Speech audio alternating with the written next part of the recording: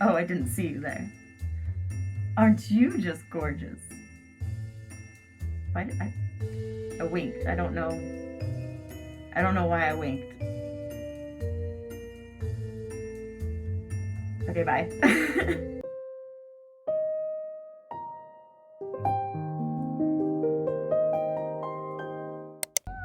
Happy Halloween. Salutations, welcome. My name is Piper, and I like making stuff. And I would like to show you how you can make your own stuff. So for Halloween, for autumn, I like making pumpkin masks. I've made a handful, and I've just put together a new one this year and made a little video on how you too can become a pumpkin head and terrorize your local pumpkin patch. What did one pumpkin say to the other? Happy Halloween! Yeah, I'll show myself out. But here is my tutorial on how you too can make your own lovely pumpkin mask. You can do the pumpkin head photo shoots with friends. You can haunt your local pumpkin patch. You can, do whatever you want. I don't know, I'm not your boss. You can do whatever you want with your pumpkin head, but I'll show you how to make it. And then from there, you make your own decisions. So, deal? Deal. Okay, so here's my tutorial. We'll go over and show you that really quickly, and then come on back here and I'll give you a couple more tips and things about how I put them together. Yeah, just little stuff like that. So, here's my pumpkins. Thanks for joining me in my patch. Alright, first things first is you're going to go collect your pumpkin. I get mine from Michael's. Then you are going to add a hole onto the bottom of your mask and then cut down the seams of the sides. I like to use a hot knife first to give me a guideline and then go over it with a razor blade just to cut all the way through. Then I'm going to go around the top of the stem instead of cutting through it. This is going to give us a little hinge point for the top of our mask. I'm gonna make a little face with my Cricut. You could freehand your own, I'm just not that artistic.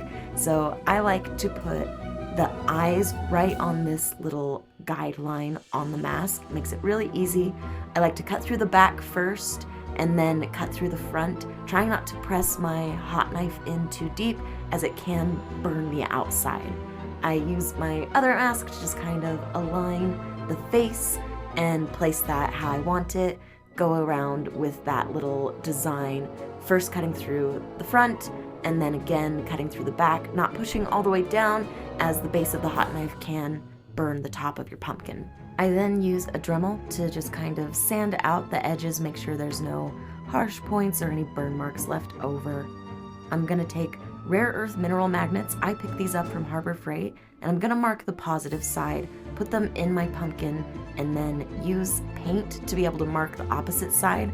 I'm gonna drill those out, being careful not to puncture through the side of the wall, and then set all of my magnets in with a gap-filling glue that I get from a hobby craft store, like a Train hobby store. To add the stem, I'm just gonna make some armature wire by putting wire in a drill to make that stronger.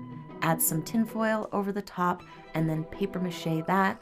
I use lunch bags, you could use newspaper, just make sure that you wet that down so it sticks well. You can ignore this next step. I was going to take it to a photo shoot, ended up not doing that, so you don't need to paint it green. What you're really going to do is after it dries, you're going to paper mache again with paper towels. The flexibility of this is gonna let you define your stem shape. You're then gonna paint that whole thing brown, then go over that again with a green color, making sure to leave the brown inside of the little ridges that we made. I'm then gonna take a really bright green and go over all the high points with a dry brush. And there you go. All right, and that's how it's done. It's pretty simple. The stem part is pretty optional.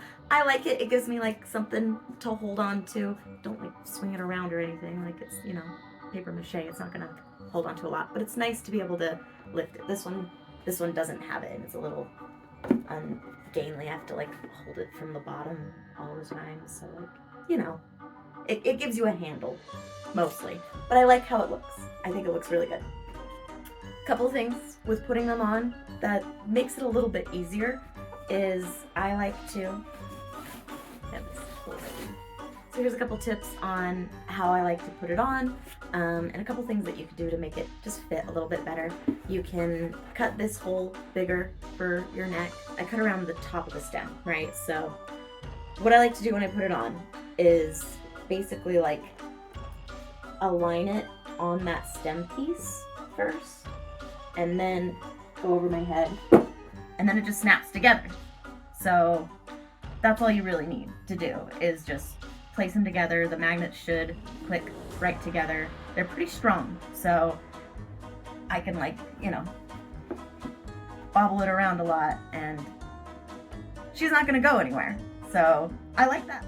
You could, if you want to, put a little bit of elastic, so like between the two sides, so you have one on that side, one on this side, just so it is easier just to like take apart and put together over your head, in case it does like come apart while you're wearing it. The back of your head's not gonna fall off, which I have had happen, especially with my other head. I put the magnets in too deep, so they don't meet at the top the way that I'd like. Another couple of things is make sure you've got the right side of the magnets that on either side. Usually what I do is I'll set the magnets into one side, and you can kind of see it in my video that I set the opposite side. So I put the magnets on top of this side and then moved them over one by one onto the other side to make sure that it was right. Because even though I did mark the tops of the magnets, sometimes they get flipped when you're putting them in there. So it's just a extra step that you can take to make sure that you've got the positive and negative sides correctly on there. A couple other things that you could do for better fit. When I'm wearing the mask, I have to like keep my head like up so that the head is up, or else it kind of like sits down like that. So you could put like a little piece of foam on here underneath the chin that like will like sit like underneath your chin to help hold it up. You could do that to the back as well, just to like fill the back a little bit more so it doesn't tip on your head. But for the couple of photo shoots that I've done, it's fine to just kind of like keep my head angled up. But if it was something that you were going to be wearing to like a Halloween party or for maybe a couple of hours, I would probably put like a piece of foam underneath, just so you don't have to worry about keeping your head up and your mask isn't tilting down. I really like that there's this grid system inside of the masks, and my eyes sit perfectly right here in this line. So that's pretty great for putting it together.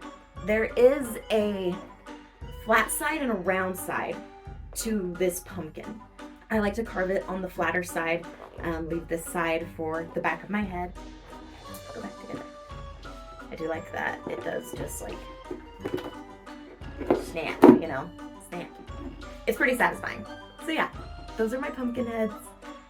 Right now, you can get them on sale. So since it is Halloween, tomorrow is when clearance is gonna start happening. I get mine from Michael's. I really like the size of this pumpkin. I've had several people wear them with different head shapes and head sizes.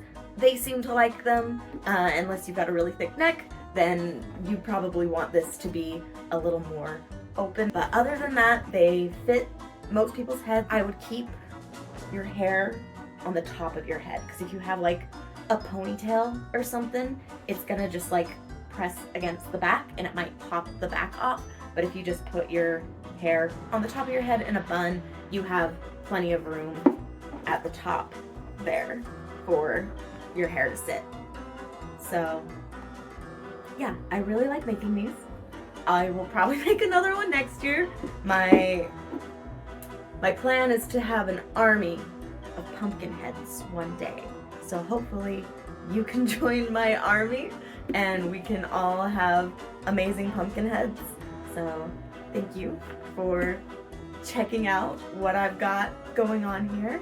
I hope you have a wonderful day and a very happy Halloween. Love ya, mean it.